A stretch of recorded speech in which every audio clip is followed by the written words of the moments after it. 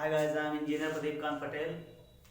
आपके अपने YouTube channel Gyanpur में स्वागत करता हूं। और अगर जो आप हमको जो है इंस्टाग्राम टेलीग्राम पर भी फॉलो कर सकते हैं। और टेलीग्राम पर हमसे जुड़ने के लिए मेरा नंबर है 86163333। इस वाले नंबर पर आप व्हाट्सएप कर सकते हैं और हमारे जो है टेलीग्राम जो है चैनल से भी जुड़ सकते हैं। और अभी तो आपकी केवल क्लासेस चल रही है, इसके बाद आप जो है पा सकते हैं पीडीएफ नोट्स। क्लियर? आपको क्या है जो है हमारे साथ यदि आप जुड़ेंगे तो आपको पीडीएफ नोट्स और आपको जो है इसी के साथ स्पीड टेस्ट ये सारी कुछ चीजें भी कराई जाएंगी आपकी। और इस पर आप जो है जो भी आपका वीडियो लेक्चर होता है उसका पीडीएफ नोट्स आप पा सकते हैं और आप स्पीड टेस्ट और उसका भी पीडीएफ नोट्स प्राप्त कर सकते हैं। तो हमारे जो है चैनल भी आप नंबर नोट कर लेंगे और इसके बाद जो है आपका, ताकि आप ज़्यादा से ज़्यादा जो है हमारे चैनल से लाभ प्राप्त कर सकें। चलिए बात करते हैं हम लोग। तो आज हम लोग जो ये टॉपिक है आपका, इस पर पढ़ेंगे मध्य भारत की नदियाँ। देखते हैं इसमें। तो मध्य भारत की नदियों में अगर बात किया जाए तो पहली एक नदी आती है, उसका नाम आता है लूनी नदी। तो हम लोग किस नदी पर बात करेंगे? लूनी नदी पर बात करेंगे। अगर जो लूनी नदी बात की जाए तो देखेंगे यह एक अंतर्वाही नदी है। कैसी नदी है? अंतर्वाही नदी है। कैसी है? अंतर्वाही नदी। आपसे पूछा जाए अंतर्वाही नदी क्या होता है, तो जब कोई नदी अपने उद्गम से निकलती है, जब कोई अपनी नदी उद्गम से निकलती है और इसके बाद वो क्या है कि जो है किसी समुद्र में ना जाके मिल पाए और क्या है वो स्थल पर ही खत्म हो जाए। क्लियर? तो उस नदी का पानी समुद्र में जाके ना मिल पाए और थल पर ही खत्म हो जाए, तो ऐसी नदियों को क्या कहा जाता है? अंतर्वाही नदी कहा जाता है। तो भारत में कौन सी नदी है जिसको अंतर्वाही कहते हैं? आपका आंसर हो जाएगा लूनी नदी। क्लियर है बात? चलिए देखते हैं। आपका जो लूनी नदी है तो अरावली पर्वतमाला में पड़ती है पुष्कर वैली। क्या पड़ती है? पुष्कर घाटी पड़ती है। इस पुष्कर घाटी से निकलती है और फिर पश्चिम की तरफ बहती हुई कच्छ के रण में गिरती है। तो अगर हम लोग बात करें इसका उद्गम, तो उद्गम में बात करेंगे तो जो अरावली पर्वतमाला है, अरावली पर्वतमाला, अरावली जो पर्वतमाला है, ठीक, इस पर्वतमाला में पड़ते हैं आपका पुष्कर घाटी। कहाँ पड़ती है? पुष्कर घाटी पड़ती है। और पुष्कर घाटी से निकलकर और कहाँ पर खत्म हो जाती है? तो कच्छ के रण में समाप्त हो जाती है। कच्छ के रण में समाप्त हो जाती है। ठीक, तो जो है इसका अगर बात किया जाए तो ये कैसी एक नदी है? अंतर्वाही नदी है। क्लियर है बात? चले आगे हम लोग बात करेंगे इसी में। राजस्थान में एक लेक पड़ती है, एक झील पड़ती है, उसका नाम है राजसमंद झील। क्या नाम है? राजसमंद झील। यहाँ से एक नदी निकलती है और फिर दक्षिण की तरफ बहती हुई और खंभात की खाड़ी में गिरती है। कहाँ पर गिरती है? खंभात की खाड़ी में गिरती है ये नदी। क्लियर? और इस नदी का नाम है साबरमती नदी। क्या नाम है? साबरमती नदी नाम है। क्लियर? तो देखेंगे इसके किनारे जो है अहमदाबाद शहर बसा है। कौन सा शहर बसा है? अहमदाबाद शहर बसा। तो देखेंगे हम लोग अगली नदी के बारे में बात करेंगे, वो है आपका ठीक साबरमती नदी। ठीक, कौन सी नदी है? तो साबरमती नदी। साबरमती नदी, साबरमती नदी पर पॉइंट नोट करेंगे। देखेंगे ये राजस्थान में, अगर देखा जाए कहां पर है तो राजस्थान में पड़ती है आपकी राजसमंद झील। कौन सी झील पड़ेगी? राजसमंद झील से निकलकर, राजसमंद झील से निकलकर और गिरेगी कहाँ? खंभात की खाड़ी। खंभात की खाड़ी में गिरती है। खंभात की खाड़ी में गिरती है। क्लियर? और इसके किनारे अगर देखा जाए कौन सा शहर बसा है? अहमदाबाद शहर बसा है। अहमदाबाद शहर बसा है। और अहमदाबाद शहर को जो है इसको अगर देखा जाए तो भारत का मानचेस्टर कहते हैं। क्या कहते हैं? भारत का मानचेस्टर इसको कहा जाता है अहमदाबाद को। और अहमदाबाद में अगर देखा जाए तो क्या है? साबरमती आश्रम है। क्या है? तो अहमदाबाद में साबरमती आश्रम है। क्लियर? चले आगे हम लोग बात एक नदी की और चर्चा करते हैं। ठीक, तो वो है आपका माही नदी। कौन सी नदी है आपका? माही नदी। क्लियर? कौन सी नदी पर हम लोग बात करेंगे? माही नदी पर बात करेंगे। माही नदी पर देखते हैं माही नदी की क्यों विशेषता है, इसके बारे में थोड़ा जानेंगे हम लोग, क्योंकि ये बहुत जो है इम्पोर्टेंट नदी है, क्योंकि इसका क्वेश्चन कभी कभी विश्व जो है स्तर पर पूछा जाता है। ठीक, तो माही नदी की वैसे तो कोई विशेषता नहीं है ज़्यादा खास, लेकिन बस केवल इस पर एक पॉइंट आता है जो काफ़ी फेमस है और वो पूछा जाता है, तो समझेंगे देखेंगे। जो माही नदी है आपका, ये इसलिए फेमस है क्योंकि आपको पता है कि यहाँ से जो है भारत से एक जो है रेखा गुजरती है और उसका नाम है कर्क रेखा। कौन सी रेखा गुजरती है? कर्क रेखा गुजरती है। इस वजह से देखेंगे कर्क रेखा को एक बार यहाँ और एक बार यहाँ, तो यह विश्व की एकमात्र ऐसी नदी है जो कर्क रेखा को 2 बार काटती है, इसलिए इसका नाम आता है। तो अगली आप नदी के बारे में चर्चा करेंगे, वो है आपकी माही नदी। कौन सी नदी की बात होगी अब? माही नदी। ठीक, तो माही नदी मध्य प्रदेश में पड़ता है। जो मध्य प्रदेश है, तो मध्य प्रदेश में विंध्याचल पर्वतमाला, कौन सी पर्वतमाला है?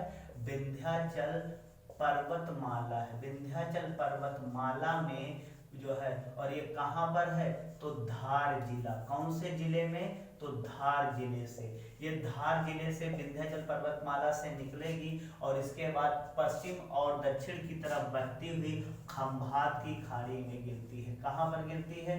खंभात की खाड़ी में गिरती है। खंभात की खाड़ी में गिरती है। ठीक, और यह विश्व की एकमात्र ऐसी नदी, तो विश्व की एकमात्र ऐसी नदी जो कर्क रेखा को 2 बार काटती है। 2 बार काटती है, तो पूछा जाएगा कि कौन सी नदी कर्क रेखा को 2 बार काटती है? आपका आंसर हो जाएगा माही नदी। क्लियर है बात? तो अभी हम लोगों ने माही नदी पर बात की है। आप देखेंगे एक यहाँ पर आता है आपकी दूसरी नदी की चर्चा होती है।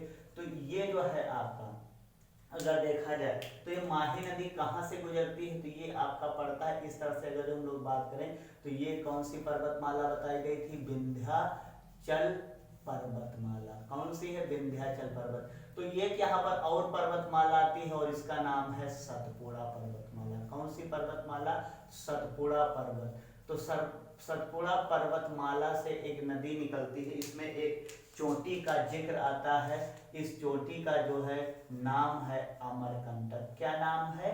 अमरकंटक। अमरकंटक। इस अमरकंटक से एक नदी निकलती है और वो आपका क्या है?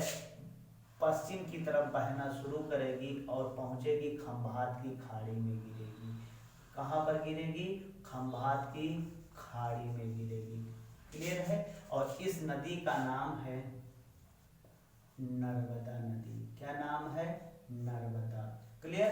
तो अगर जो हम लोग बात करें, थोड़ा मैप को देखेंगे, तो ये आपका इस तरह से सतपुड़ा पर्वतमाला, ऊपर विंध्याचल पर्वतमाला। तो नर्मदा नदी के किनारे अगर देखा जाए तो इसके किनारे जबलपुर शहर बसा है। कौन सा? और इसी के किनारे होशंगाबाद शहर बसा है। और इसके देखा जाए तो इसके ऊपर एक बांध बना है, उस बांध का नाम है सरदार सरोवर। क्या नाम है?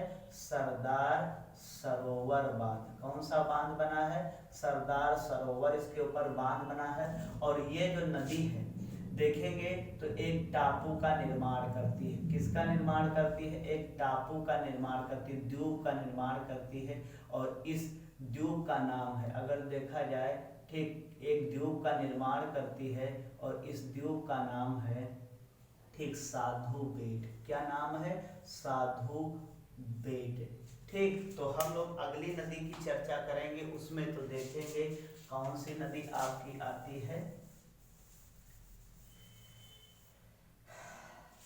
नर्मदा नदी। हेडिंग डालेंगे नर्मदा नदी। ठीक, नर्मदा नदी बात की जाए तो तो सतपुड़ा पर्वतमाला है। कौन सी पर्वतमाला? सतपुड़ा पर्वतमाला। सतपुड़ा पर्वतमाला में आपका पड़ता है अमरकंटक। कौन सा पड़ेगा?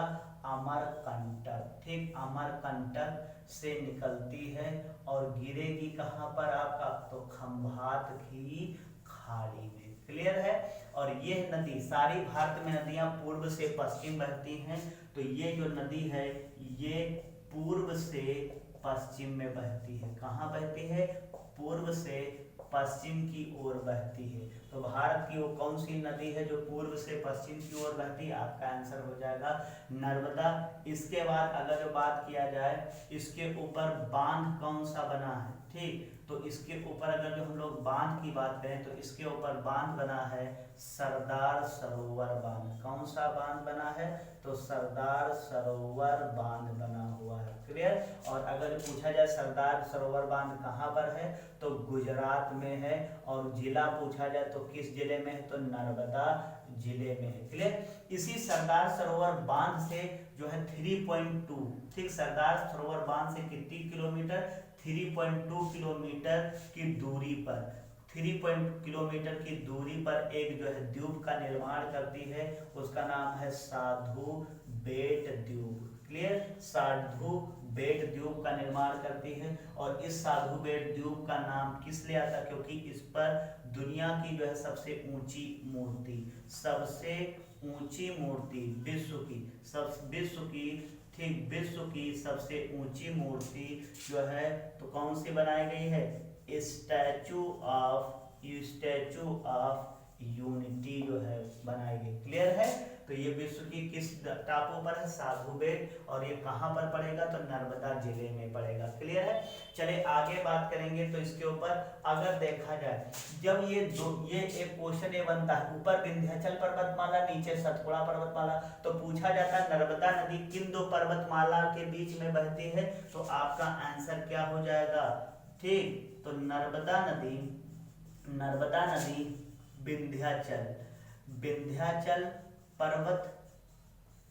विंध्याचल पर्वतमाला व सतपुड़ा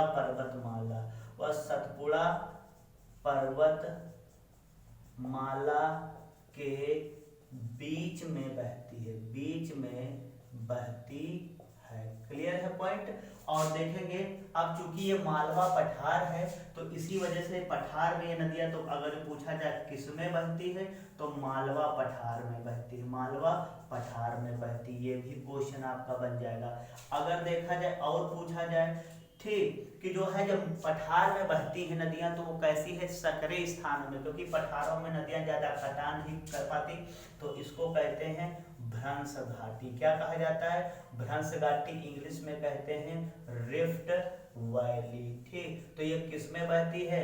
रिफ्ट वैली में बहती है। क्लियर? और इसके किनारे दो शहर बसे हुए हैं, एक का नाम है जबलपुर। क्या नाम है?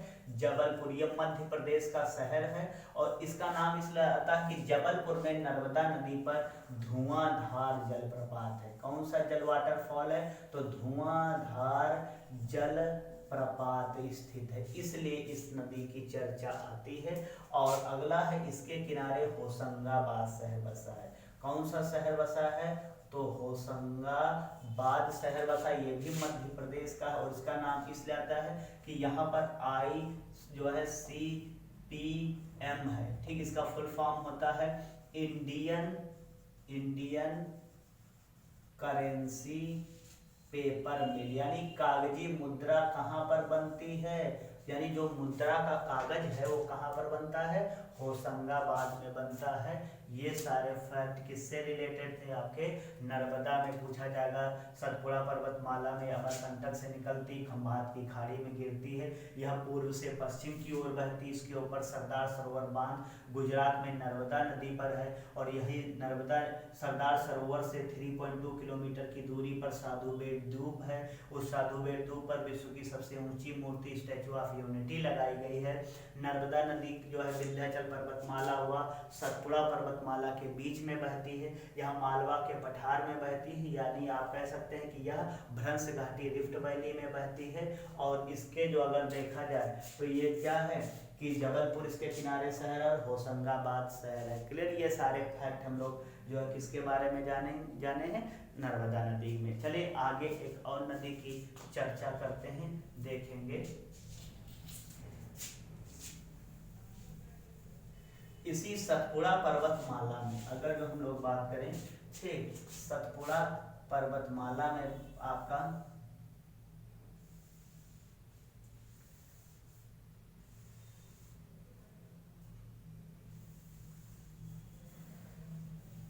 चलिए देखेंगे, जो सतपुड़ा पर्वतमाला में यहाँ पर एक चोटी पड़ती है और उस चोटी का नाम है मुल्ताई की चोटी। क्या नाम है उसका, मुल्ताई की चोटी। मुल्ताई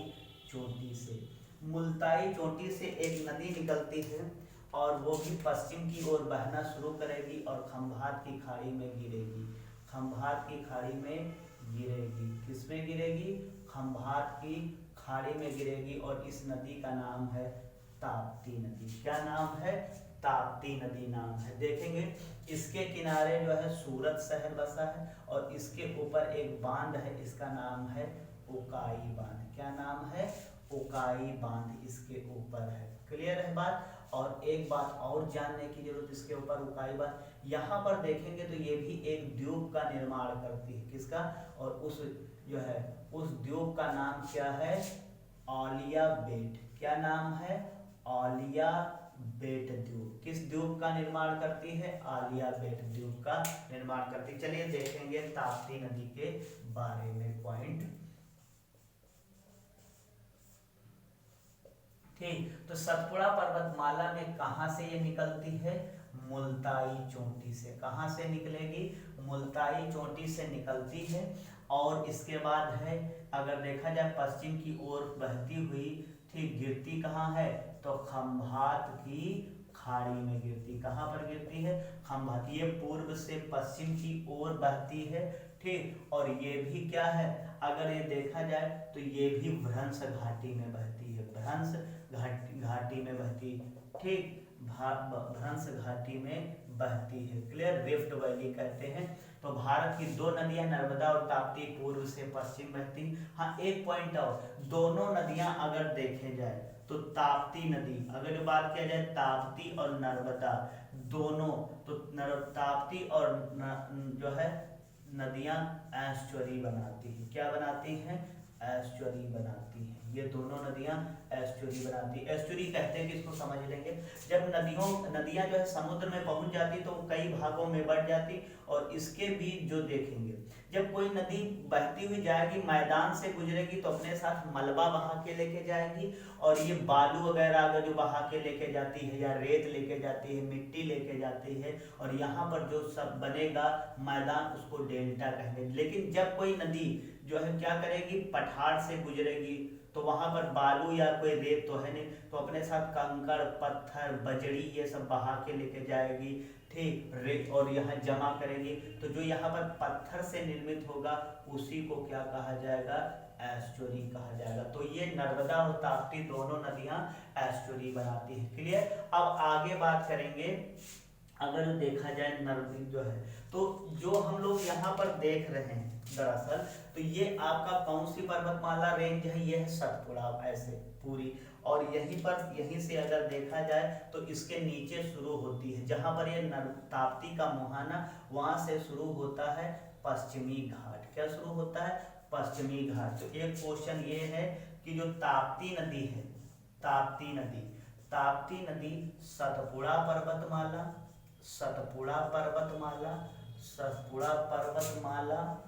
व, ठीक, जो है पश्चिमी घाट पर्वतमाला के बीच में बहती है। पर्वतमाला के बीच में बहती है, ठीक। ये क्वेश्चन जानना बहुत जरूरी है। आगे देखेंगे, जैसे वो साधु बेट द्वीप बनाती थी, तो ये किस द्वीप का निर्माण करती है, तो आलिया वेट। किस द्वीप का, औलिया वेट। ओलिया वेट द्वीप का निर्माण करती। इसके किनारे शहर अगर देखा जाए तो कौन सा है, सूरत शहर बसा है। कौन सा शहर बसा है, सूरत शहर। ये गुजरात का शहर है। कहाँ का है, गुजरात का। उसका इसकी चर्चा क्यों आती है, तो सूरत में IDRI है, ठीक। इसका फुल फॉर्म ये होता है इंडियन डायमंड रिसर्च इंस्टीट्यूट, भारतीय हीरा शोध संस्थान। तो भारतीय हीरा शोध संस्थान कहाँ पर है, तो आपका जो है सूरत में है। क्लियर है। अब आगे देखेंगे, इसी में एक और नदी की चर्चा आती है।